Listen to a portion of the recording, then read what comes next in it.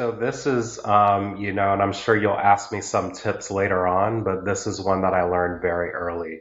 Uh, One of my preceptors came to tell me, or one of my mentors came to tell me, it's not always what you know, but it's also who you know.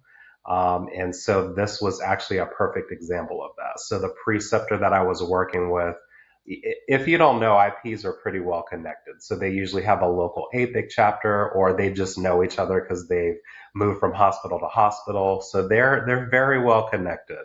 And so my preceptor in the internship actually knew the director where I was applying for a position. And so that position posting actually specifically requested a nurse. And I applied for the position anyway. And the way I was even able to land an interview is because my preceptor knew the director there, and she contacted her on my behalf and said, "Hey, this guy's done some great work while he's been here. I know he's not a nurse, but you should at least interview him and see where it goes from there." And so, I at least got my chance to interview and tell my side of the story, even though I didn't meet the requirements that they had put out there. So saying that to say, even if it asked for a nurse, I would still apply anyway.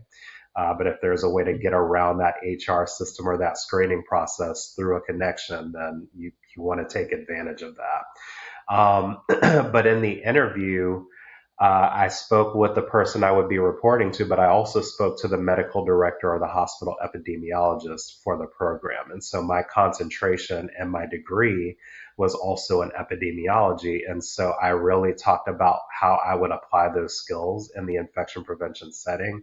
And I also talked about what I did in my project to demonstrate my skills that I had learned as part of my degree. And he was very impressed by that. So I think him recognizing the skill set that I bring to the table, and in addition to the nurses that were already working there, kind of pushed them over into, yeah, we want to bring this guy on, even though we asked for a nurse and hadn't considered an MPH. So I think that's really what